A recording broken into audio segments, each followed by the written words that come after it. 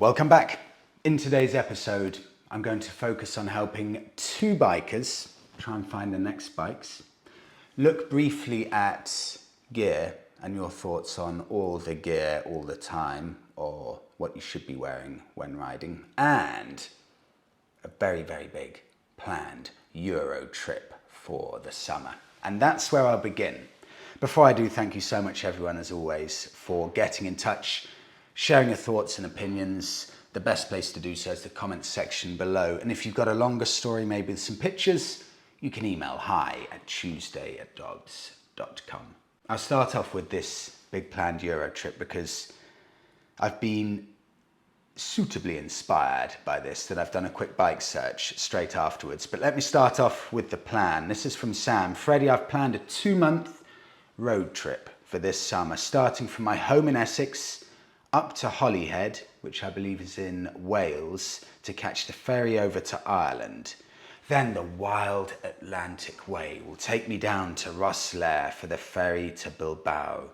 A short jaunt through the Pyrenees to Barcelona, and another ferry across to the Italian island of Sardinia and then over to the French island of Corsica. I'll then sail back to the continent, push north through Italy, Austria, Czech, Slovakia, Poland, up into the Baltics before yet another ferry over to Finland. My mission from there is to ride around the Gulf of Bothnia in Sweden, down into Denmark before nipping through Germany and the Netherlands to catch the ferry back to Harwich in England and the final 50 miles back to Essex. The total trip will be this is incredible, 6,000 miles, 9,650 kilometers. My bike of choice, my faithful 2013 Triumph Tiger Explorer 1200. This is by far the longest trip I've embarked on, and safe to say it comes with a fair share of anxiety and anticipation. Sam. Well, Sam, any bike that you trust to do such a huge journey on deserves a little bit of research. So, the Tiger Explorer came out in 2012, and it was, as first gen release, 135 horsepower. This really amazes me. You've got all of that size, all of the horsepower, but owners still register an average miles per gallon economy figure of 47 mpg. That's slightly better than my Triumph Bonneville, which I find phenomenal.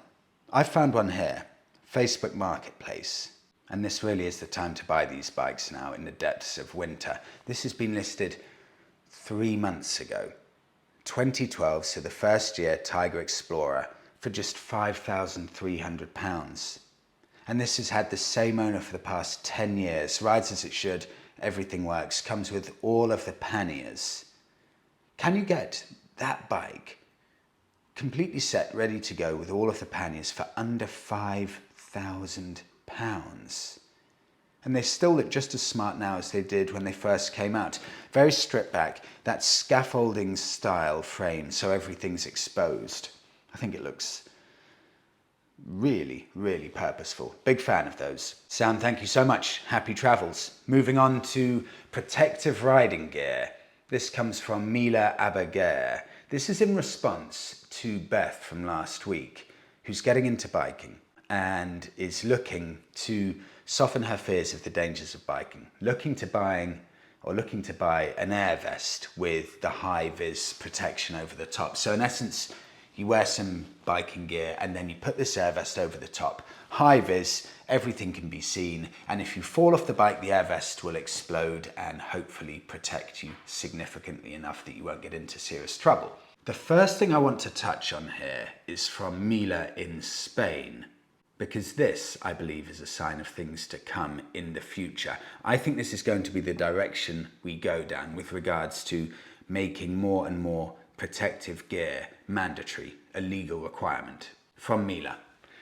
Just a bit of info from here in Spain. From 2024, you cannot ride a 125cc on your car license. You now need to pass a course. So that's fairly standard. In most countries, including the UK, you have to pass a test. to be able to ride a 125cc, but this is where it gets more interesting. I continue. Also, open face jet type helmets are no longer legal, and gloves with CE marks have to be worn. If I go on to, just to have a look at this in some more depth, go on to visordown.com. I'm quoting here.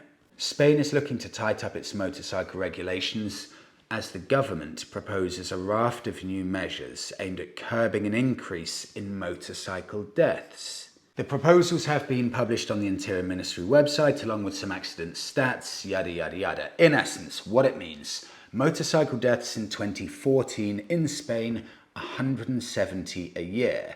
Now in 2023, we have 286 a year. I continue.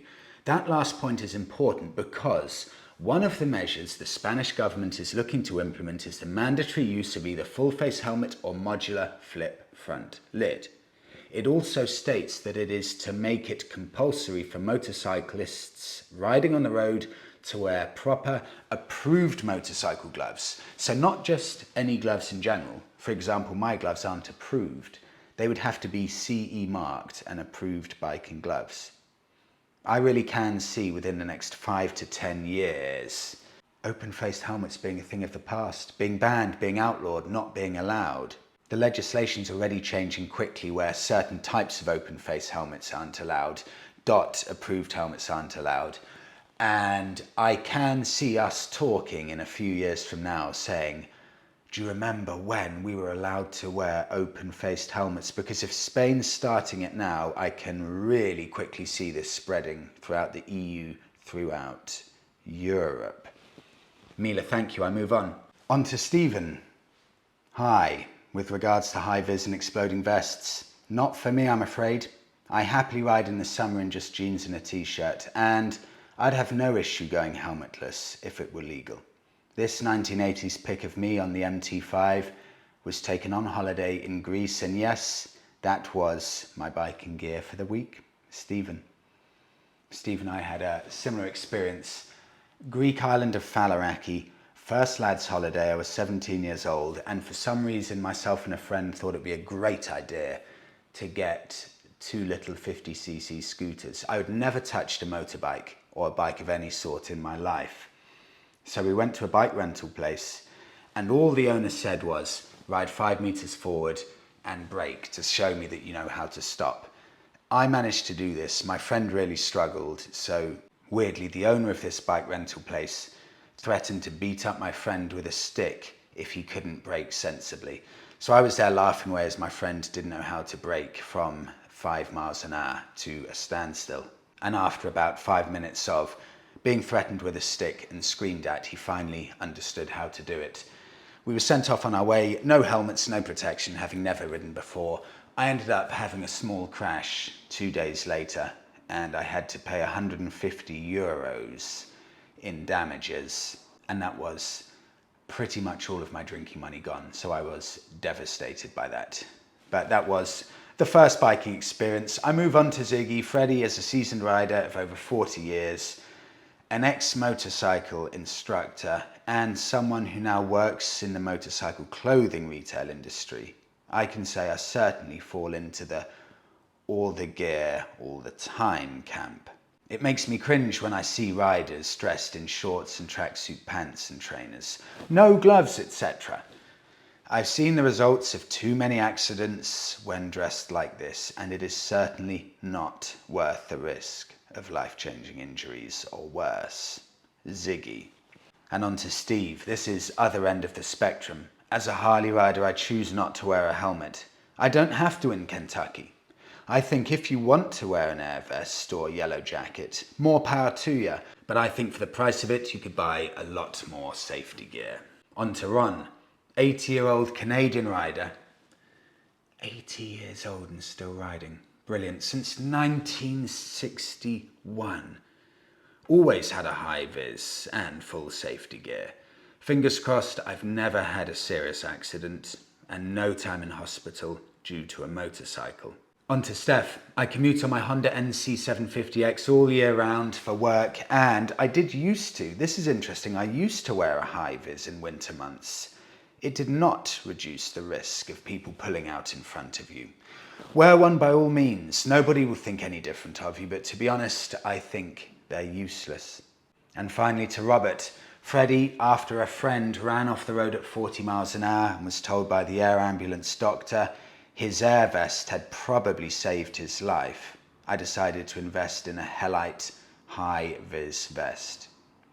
Everyone seems to be talking about these Hellite vests. If you're interested in this stuff, it looks like this is the go-to place. They're about £600 pictured here. High-vis fluorescent vest with that air element of it so it will explode when you fall. My personal opinion, if I put this onto a spectrum, Steve Zahn from Kentucky with no helmet, and someone who wears all the gear all the time over to my left-hand side with a high-vis air jacket, air vest. I would put myself somewhere about here.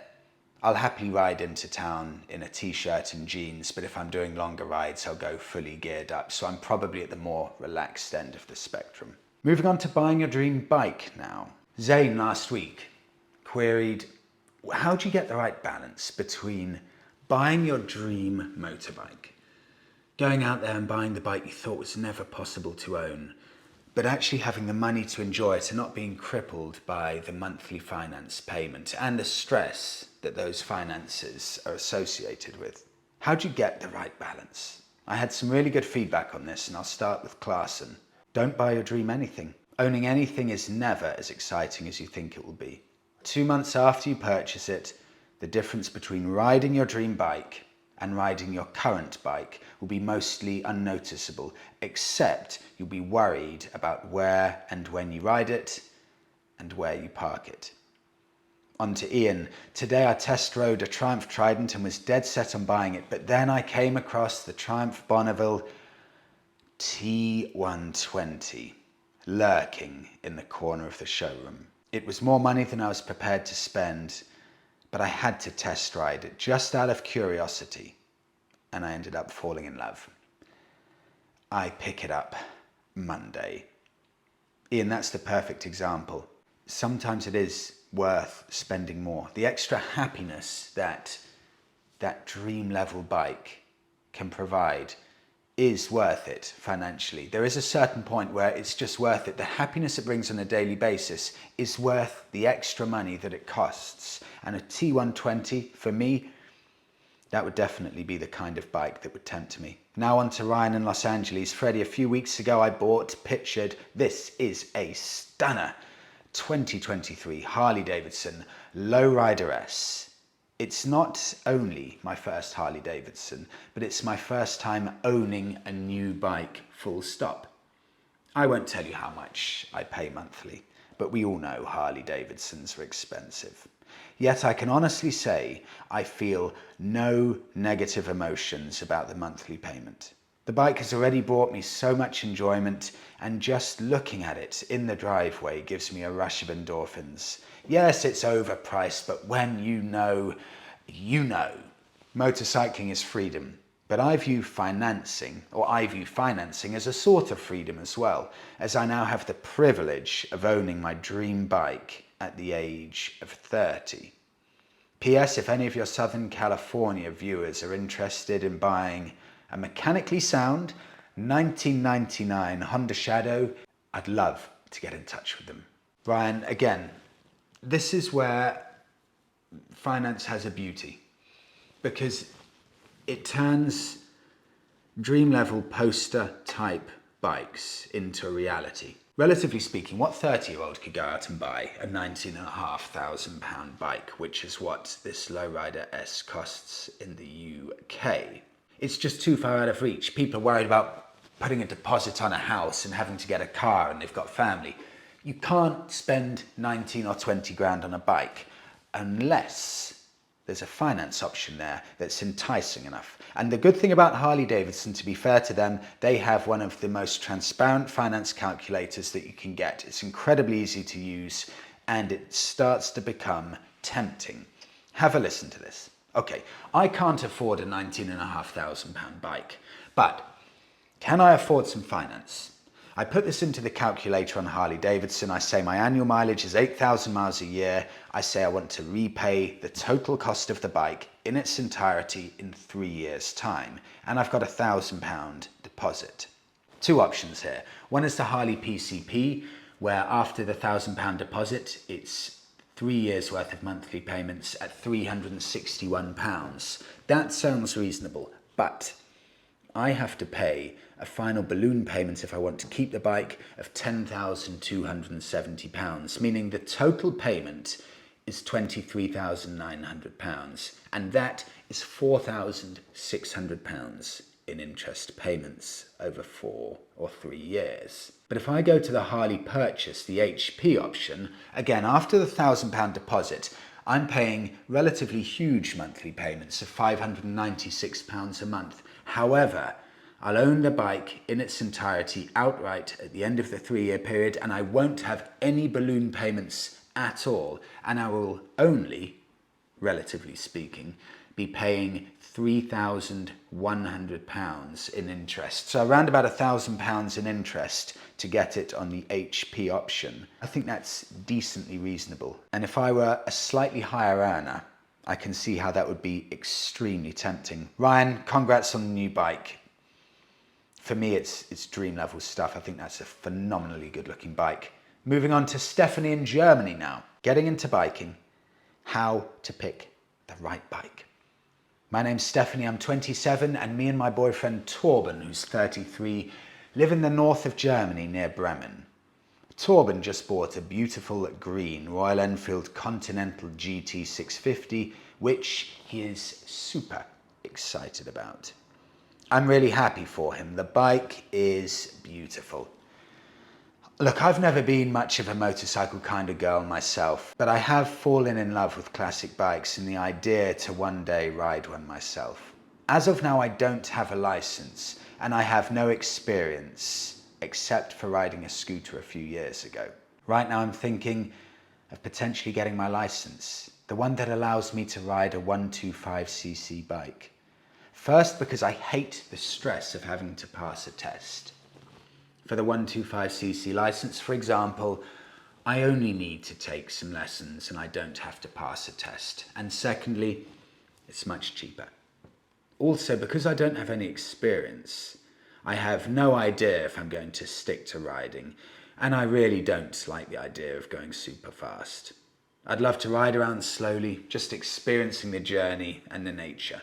My boyfriend would love for me to accompany him on his rides, as he isn't super fast himself and just enjoys the experience, and it would be great quality time for both of us. So I guess my question is, do you think it would be a good idea to start with the 125cc license and get some experience before thinking about going down the full bike license route? And if so, are there any 125cc bikes that you would recommend for me? I'm quite tall at 5'11", absolutely love the look of classic bikes. Stephanie. Stephanie, the best tip I can give you for this is to not put any pressure on yourself at all. Focus only on passing that course so you can ride 125cc bikes. Don't even worry about taking the bigger test. Once you've got the course, start looking at 125cc bikes and enjoy those and just see how you feel, with no thoughts, no pressure on thinking you have to keep progressing upwards and get bigger bikes and get the full license. You don't need to do any of that specifically, just do whatever you're happy with. With that in mind, let's focus only on 125cc bikes and not even worry about anything at all bigger, with no plans on future big tests. I've narrowed it down to 3 bikes for you. It's an eclectic mix because I wanted to show a bit of everything in the market. We are in the most beautiful period we have ever been in for small capacity motorcycles, because the amount of choice is something that has simply never been here before in the past. Never in the history of biking, to the best of my knowledge, have we had so much choice for these 125cc bikes. The first of these bikes, Stephanie, that I'm going to recommend is the Yamaha XSR 125. This is in essence Yamaha's small version of their popular 700cc XSR. It's got that unbreakable, robust guaranteed Japanese quality. It's £4,800, so it's by far the most expensive on my list here. It's a neoclassic.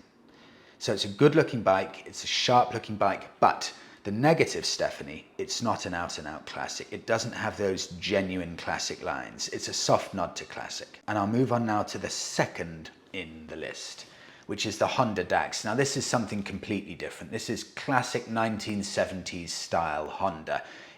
In essence, they have just completely copied the 70s Honda Dax, brought it back with just enough modern tech to get it past all the emissions standards and things like that, and brought out almost an exact carbon copy of their legendary 1970s Honda Dax bike all those years ago, half a century ago. I had this bike for 2 weeks and I have never smiled and laughed so much ever on two wheels as I have with this bike. It's a left field choice because it's almost not like a motorbike. You only change gear with your left foot, for example, and it doesn't look like a bike in a traditional sense. But for freedom on two wheels, for pootling around country lanes in the city, there is nothing that's more fun than this. It's incredible, and it's £3,800. And I'm going to move on to my top pick, Stephanie. I know you love the classic look of bikes, and that's why I've picked a bike that is as classically styled as you could ever imagine. As classically styled as a Bonneville, any old Moto Guzzi, a BSA. Just picture the archetypal standard classic motorcycle, and the chances are it will look almost identical to this. It's a British brand, Chinese made, but don't let that put you off because things have progressed so much in recent years. It's the Mutt it's the Mutt GT SS 125. Almost incredibly, I did a double take here. It's under £3,000. This is brand new 2,995, making it even £800 cheaper than the Honda Dax. This is what Mutts say. Do people really go touring on small CC bikes? Hell yeah. We've got customers who have ridden our bikes all over the place, from London across to Europe and back again. The GTSS is the Mutt with longer distance in mind. Saying that, if you just want to ride your GTSS down to the pub to have a bit of a pose, then that's cool too. Mutt have mastered it. They've created bikes that you'd genuinely display in your bedroom. You'd have a screensaver on your phone or your laptop.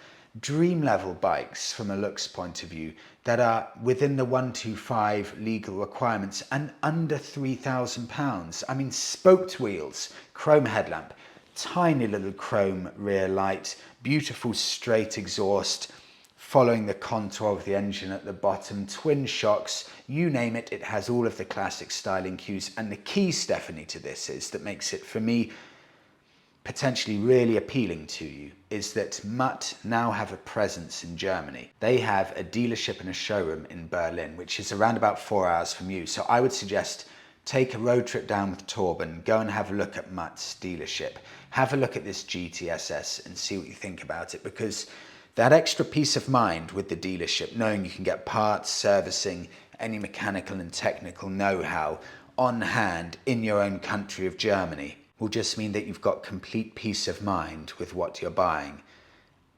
And I've ridden one of these Mutts for, I think I had it for, again, 2 weeks. They're very, very good bikes. Really, that feeling of cool, the nostalgia, everything that a bike should be, in my eyes, these have it on tap in abundance. Let me know what you go for.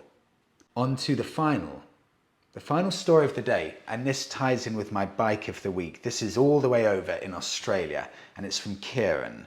Difficulty finding the right bike for your situation. Freddie, a year ago I purchased my Royal Enfield Scram 411. I love this little bike and have done several thousand kilometers whilst on my provisional license. I'm due to go to my open license in November, where there's no power to weight restriction in Australia. But this past weekend, I borrowed my friend's Meteor 350 and I went with him for a 3-hour round trip through some picturesque towns, fantastic winding roads on a beautiful summer sunny day. He rides a Honda Shadow 750 and I found him pulling away from me all of the time. and felt like the little bikes are definitely holding back the experience and freedom of riding. I found the lack of power and highway cruising speeds, in reality about 110 kilometers an hour on the little meteor and scram, to be a big bother for me in the last few months, given the sheer distance between locations in Australia. I began looking for something more powerful to accommodate my desire, not to keep up with him, but not to get bogged down. Under load, the poor little bikes struggle up steep hills, which can be quite long stints. After a bit of consideration and some conversation with my mate, I settled on looking for bigger bikes to accommodate myself and allow for longer, more comfortable rides as I'm 6'3". I found myself looking at bikes on the used market. Take a look at this. Suzuki Boulevard M109, which is an enormous 8-foot-long limousine of a bike with more power than one can shake a stick at. And take a look at this on my right. And the more tame but rarer Triumph Thunderbird. I'd love to hear your thoughts on this and potential alternatives that I may have missed in my scouting for the bigger Tourer. Much love from Australia. Kieran, you've got two good bikes there. Let me start, because I want to save my bike of the week until the end. It's interesting that you're looking for big cruisers and you have omitted Indians and Harleys. I'm sure the reason for that may be you're not a fan of the brand, but let me give you the short list of 5 bikes here. 2 of them are your own. So the Suzuki Boulevard, known as the Intruder in the UK, that is 1800cc, 123 horsepower, 347 kilos. You can buy one Facebook Marketplace, £7,000, pictured here. Then we go on to the Yamaha XVS 1300 Midnight Star. This is a 1300cc bike, 72 horsepower V-twin. It may be down around 50 horsepower or so compared to the Boulevard, but there's nothing to worry about that because 70 horsepower on a big cruiser is more than enough. That Yamaha or that Suzuki Boulevard is way more on the muscle end of the spectrum for a cruiser. So this Yamaha has slightly more classic looks and is slightly down on power. I'm then going to move on. I have to chuck one in here. If we're talking about big cruisers, I cannot not mention the Harley Davidson Road King. This is the ultimate tourer from Harley Davidson. It's a bona fide legend. And if you're happy to get one with slightly higher mileage, and I'm only talking 38,000 miles on the clock, you can get a Road King for almost exactly the same price as that Suzuki Boulevard. I found one here, for example, in England, of course. 2007 Harley Davidson Road King, 1600cc with 65 horsepower, so almost half the horsepower of that Suzuki, with all of the panniers, white wall tyres, and just the fact it's got 38,000 miles on the clock means you're getting it for a significant discount. And 38,000 miles on one of these gigantic bikes is nothing at all. They're specifically built for this kind of riding. I'm then moving on to the final bike, and this is my bike of the week. Triumph, from 2009 to 2016, built the 1600 Triumph Thunderbird. Colossal cruiser of a bike. But within that time frame, they also built the slightly more aggressive Triumph Thunderbird Storm. They increased the cc, the cubic capacity, by 100 to make it a 1.7 litre engine, and they increased the horsepower from 85 horsepower all the way up to 97 horsepower, which is a not insignificant jump in power. Weight went from 308 kilos all the way up to 339 kilos for the Storm. But usually on the classifieds in the used bike market, the Thunderbird Storm will command a slightly higher premium compared to the normal Thunderbird. But I found one on Facebook Marketplace, Triumph Thunderbird Storm, and I really didn't think I'd be able to find one at this price, listed 15 days ago, under £6,000 for 10-year-old Thunderbird Storm. And this is a very good looking stripped back cruiser, but it also comes with all of the panniers, the front screen, the backrest, fully loaded for touring. You don't need to spend a penny on this. And a sub £6,000 bike like this with all of that aggression, all of that power, I think is phenomenal value.